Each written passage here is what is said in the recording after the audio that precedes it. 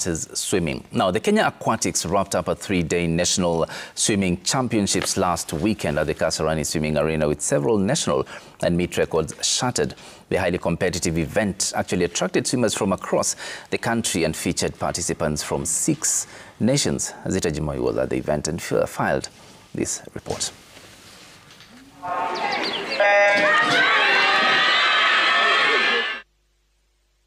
3 days National Swimming Championship held at the Kasarani Swimming Arena, featuring 6 participating countries: Kenya, Uganda, Madagascar, Malawi, Tanzania and Zambia. The event, which attracted over 445 swimmers from 69 different teams, had a lot to offer as the athletes showed their impeccable skills. The crowd's amazing, the athletes are amazing, and we've had so many meet records broken for this competition. Skills, Passion and talent were on full display, with multiple meets records broken. Notably, 13-year-old Nadia Vusha from Eldoret-based Torpedo Swimming Club broke the 50 meters backstroke record with a time of 37 seconds, surpassing the previous record of 37.19 seconds. Just broke the 50-meter record, meet record that has stood for a while now. And I also PB'd a personal best time after 5 years, so I'm really excited and happy. Hopefully that will propel me towards World Champs at the end of this month, in July. In another highlight, Nigel Jaden from Madari Swimming Club clinched gold in the 1,500 meters freestyle with a new meet record of 22 minutes and 27 seconds, beating the previous record of 23 minutes and 57 seconds. Despite coming from a ban, the president of Kenya Aquatics, Maureen Awiti, is excited with the timing set by the Kenyan team, saying that it is just a tip of the iceberg. We're not doing too badly, even in Africa. We're not doing too badly. We just came from the Africa Junior Championships, and at least we had several swimmers who were able to make it to the finals. Also, at the beginning of the year, we had the Africa Senior Championships, and we also had representation in the finals. Like many other sports, the Aquatic Federation is grappling with infrastructural challenges. This is the only 50-meter pool we have currently functioning in the country. We used to have Nyayo, but that closed a few years back. It would be good if we could get like 2 or 3 more 50-meter pools. That way we can host more competitions and build exposure in long-course meters as opposed to short-course meters. The county governments to check on how they can develop swimming pools in various counties, because facility is becoming a bigger challenge for these sports. It's already been added in the national curriculum, the CBE, former CBC, and still schools they don't have swimming pool for this lesson. The next event in the Kenyan Aquatics calendar is water polo, set for July at the same venue. Water polo is an alternative for the swimmers who are not able to excel in the individual category. And also, water polo is also very good for athletes who might be retiring from competitive swimming. They can always move on to water polo and still perform at the world stage. Kenya will also be hosting the Zone 3 African Swimming Championship, bringing together East and Central Africa countries in October 2025. For Sporty Monday, I am Zita Jimoy.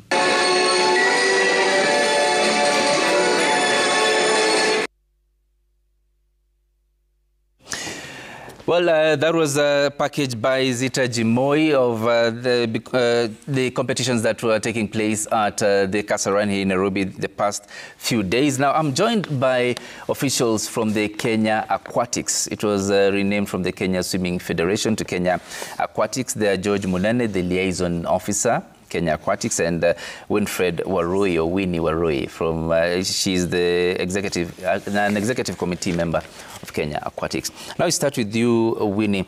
We saw, let's go way back to when the ban was effected in 2019 because of elections and other boardroom issues. Yes. And it was lifted in 2023 after the elections were done. How has the federation come of age since then? Has it helped in, did that ban or the elections help in the development of the sport in the country? I think there has been such significant development since 2019. We were in a very bad place. What was there, we were being managed by a stabilization committee from the World Aquatics. So World Aquatics had to come in because we were totally incapable of conducting elections. And I think that is something that has run across many sports federations. So the last elections were held in 2014. Until 2019, we kept getting warnings from World Aquatics. It had to take World Aquatics banning us from participation to get us now to kind of agree to move forward. So I think there has been a lot of changes from that time to this time. In 2023, we had a team that was supposed to be going to Israel. It was our juniors who were supposed to go to World Juniors. They did not go because of court cases that were trying to prevent the current setup of the Kenya Aquatics from taking office. But since that time, we have been fighting in court to try and ensure that swimming takes place. We were able to take our swimmers to all the major events that there has been globally. We have attended all the last, since 2023, there's no World Championship we have missed. We have attended all of them, both long course and short course. We have attended all the junior championships. We've attended all the Zone 3 championships. We even went, before we went to Olympics, to the last Olympics, we went to Bahamas for qualifying to get just times for our swimmers, to give them an opportunity to fight it out at the last minute. So there's a lot that the current executive committee has done to ensure that we're giving opportunities to our swimmers. Yes. And to you, George, there is that recurring issue of transparency and accountability in sports federations in general. But how does Kenya Aquatics ensure that there is proper governance, there is proper fund distribution, there is proper inclusivity, not to just go back to where you found yourselves in 2019, because the ban wasn't lifted a long time ago. So what is the process like of ensuring that you don't go back there again as far as accountability is concerned, transparency and all that? Thank you. As Kenya Aquatics in the current EC, we have ensured that all our audited accounts are actually made public. And anybody who is supposed to ask any question is actually allowed to do that openly. We have tried as much as possible when it comes to selection. We also make it very open. We have so many forums that involves parents, that involve coaches and team managers, and we always put everything above board. And therefore, anybody is accessible to the information. Yes. If I could just quickly jump into that, we have a very robust constitution that has outlined all the various areas of that involved governance, and so we have been able to implement it and are following it. So we have several committees that are in charge of various different angles and various functions of the federation. So we've got the governance committee, we've got the finance committee, we've got the selection committee, competitions committee. So all these different committees are able to function and be able to be open. And they are always the executive committee comes in then to look at what each of them is doing. And looking at, to you, Winnie, looking at the perception out there of swimming being an elitist sport. You see, it's a sport that requires money. It's a sport that requires membership in some of these places that you can get access to the pools. It's a sport that requires a lot of traveling. So how do you ensure as Kenya Aquatics that these don't hinder the children from, or the young people from accessing swimming and also get to that competitive stage? It is true that swimming is a very expensive venture. Yeah. So what we have really done, and we have tried to push forward, is the participation of getting the government to fund a lot of this. Unfortunately, the international events and the regional events. The local events, we are not able to ask the government to come in. But the other thing that we have been trying to do as well is get the World Aquatics. We've involved the World Aquatics. They've been very supportive in various, things that, like, for example, they give scholarships in terms of training. And we've got an organization as well, NOC, have also helped us a lot. So, yeah, those are some of the things that we have tried to do to make it slightly easier. We are still a long way to go. But those are some of the things that we have tried to implement. Yeah, still on the same, George, we look at matters to do with things like swimming pool accessibility. We have things like proper training facilities. These are things that can mainly be found in major cities like maybe Nairobi or Mombasa. But going outside of these urban centers, it's very rare to find like a community or a school swimming pool that is easily accessible to children. Now, how big is the problem of infrastructure in the development of this sport? To make these things like swimming pool accessible? I concur with you that the accessibility is a bit an issue. But what we have been trying to do as a federation, and even talking to some management of sports in counties, is that if there is a swimming pool, like let's say think of a school like Mary Hill, which is in a rural setup, we are trying to beseech them to allow the public schools around them to be swimming in their facility.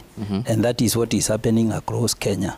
So all the schools that are within some localities, they are supposed to allow their swimmers within the area to be swimming in their pools.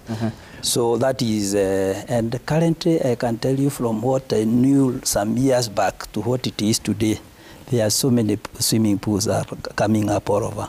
A county like Kiambu is even doing a pool at Kanjero, which is quite almost near Ndia. And so many other places. And Machakos is also doing a swimming pool within their stadium, meaning that anybody can just walk in and out. Kiambu is also doing one at Thika Stadium. Again, that is going to allow anybody, whether from the rural setup, to just come in and out, and so many other places. So swimming pools are all over now. It is not like what it used to be there before. And also looking at, to you, Winnie, now, there's something we've seen in athletics where they go scout for talent in very remote areas and nurture them in a systematic kind of way. Now, is there a talent identification and development structure when it comes to swimming, identifying these talent, especially in those non-traditional areas in the country? Unfortunately, we have not been able to get that far, but we've gotten a few very, ambitious and well-wishers who have come up with such, initiatives. Like there's one CBO that has been set up in Mombasa County, and this coach has really gone out of his way to get, go to the grassroots and see the kids who are able to just, who swim for the passion. So it is more being driven from, a grassroots level. And so we are encouraging as a federation for individuals like that to come to the federation and give us their plans and tell us this is what we intend to do, and we'll give them all the support that they require. Maybe to chip in is that we have devolved the competitions at county level. We have had one at Kisumu recently. We had another one in Mombasa. But initially, competitions only used to happen in Nairobi and Mombasa. But nowadays, we are even intending to go to another one, to take another one to Machakos and another one to Laikipia Nanyuki. So meaning that as we get to those kind of places, we'll also be hunting for talent. Because it becomes very accessible for somebody to swim in Uasin Gishu. Again, we also had gone to Uasin Gishu, that is in Eldoret. It is possible for somebody who is nearer Eldoret to swim there than telling the person to go for a competition in Mombasa. So we are really devolving swimming. You're right. That's a good gesture. But looking at just the competitions that were held, I think last weekend, there are many children or many students or swimmers that broke the national records, the personal best, and all that. What incentives are you giving them to propel, or is just does it end there for them? Is there any monetary incentives? Is there any, like, do you send them somewhere for more training? Do you give them things like scholarships? What happens to them after such a competition? All right. So what has happened is that most of our, athletes, the swimmers, when they go out, they get paid a certain amount of money, which is the incentive from the government. But as well as that, we have also scholarships. We've gotten a few scholarships. Those ones are basically from World Aquatics. We've also gotten some from NOC.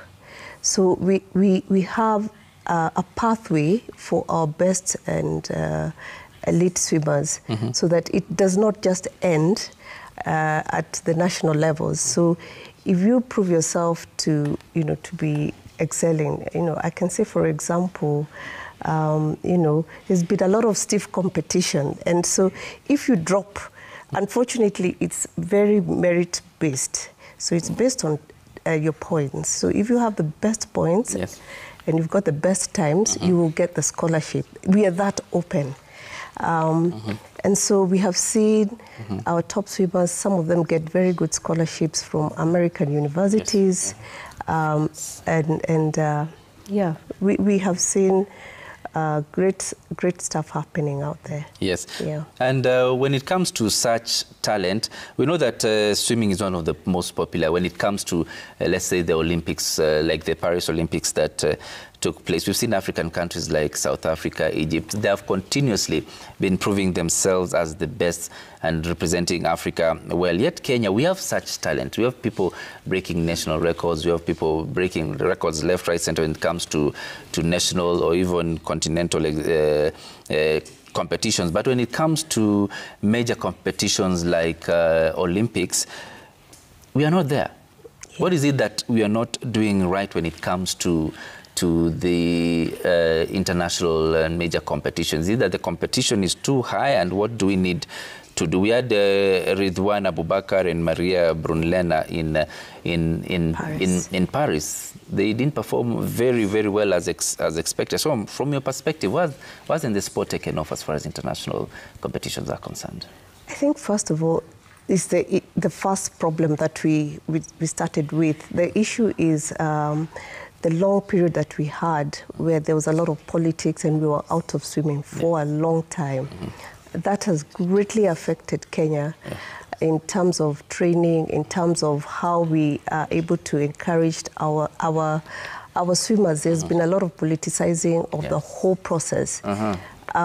So, for example, for the first time in Kenya, we had a Kenyan swimmer, female Kenyan swimmer, who actually had qualifying times for the Olympics, but she was not selected because of a very skewed system of selection. So those are some of the things that were affecting us, where we have people who want to and are capable of achieving these times, but because of the system, I mean, the morale of the swimmers had been killed. So now the thing that is also required for Kenya is to upgrade the training. I think that is a big issue that we need progress as a country, we need to make sure that training is accessible.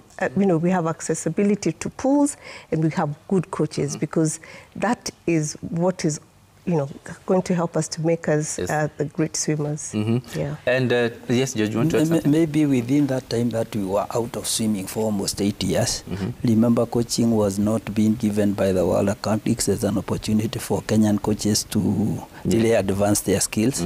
So many things that happened, of course, on the wrong way, that we could not get quality coaching skills from the world like the other coaches were getting. Right now, we have our parents taking their swimmers to South Africa to train from there. Then these are the ones that have been given scholarship. When you even see them come over for local competitions, you're finding they are doing better times than our locals, meaning because we need either to think of how we can improve our facilities and our training techniques, but which now is forthcoming from the World Aquatics. And we are hoping as we move forward, things are going to get better. So the coaches are now being trained by the World Aquatics. Do they bring clinics here, or the coaches have to go to somewhere? There are some coaches who have to go out, like the open water coach had gone out to Zanzibar, but others are happening here in Kenya.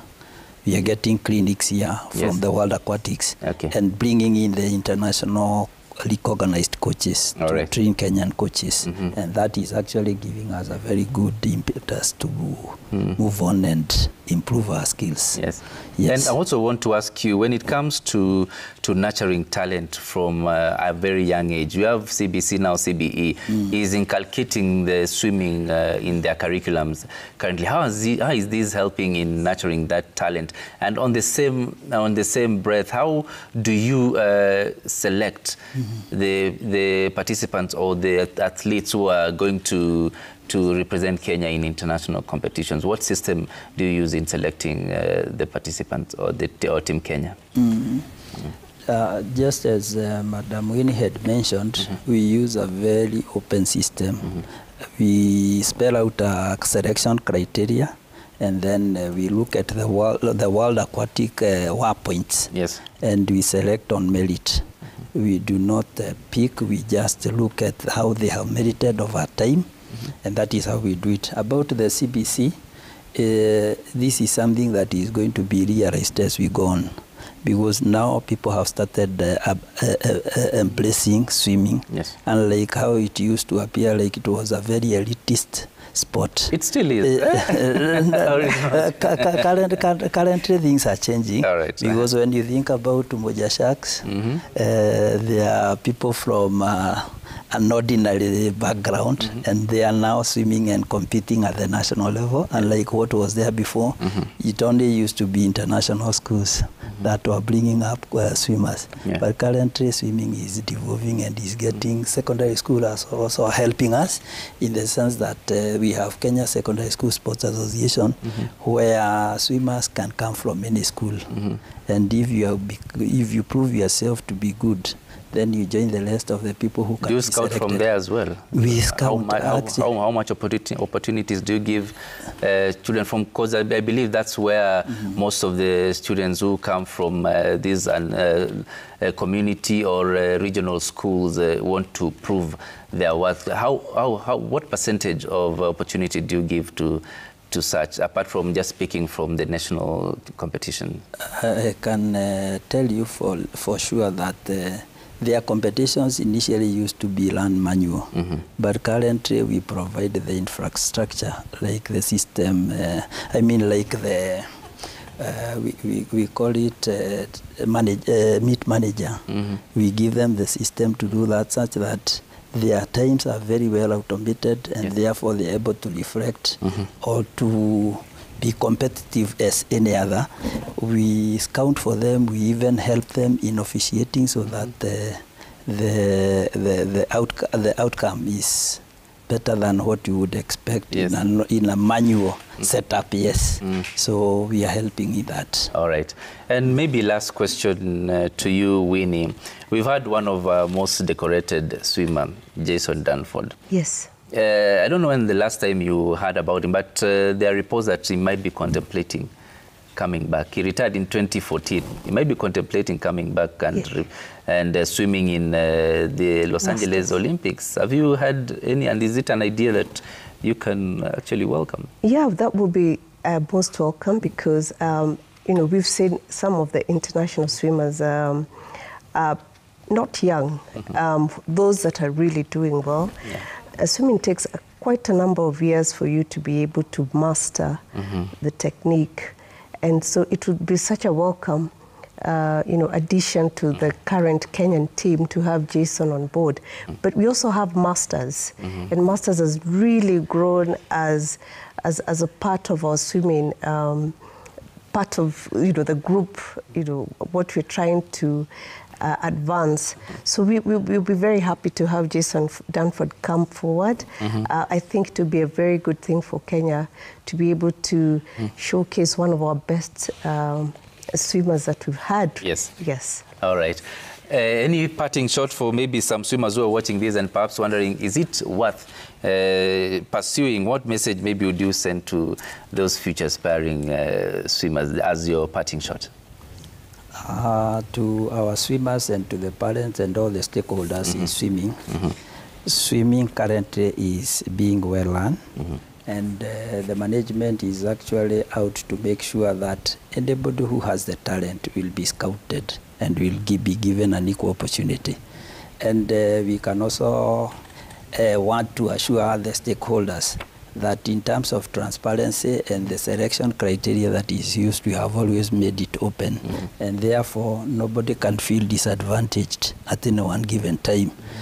And we are hoping that we will also get sponsors when we are able to put our things in place, because sponsors have always escaped from us because of not really operating our own accounts, but we are hoping soon we are going to put everything in place. And things are going to work better for us. Well, that's a promise from the Kenya Aquatics. We've been talking to George Munene, who is the liaison officer of Kenya Aquatics, and Winfred Warui, an executive committee member of Kenya Aquatics, right here on Sporty Monday. You've heard for yourself what the Kenya Aquatics Federation is planning to do to take the sport to greater heights. We take a short commercial break right now, but we'll be back with more on the other side of the break, including matters to do with athletics and what happened last night in the UEFA Nations League. So keep it Citizen TV. This is Sporty Monday.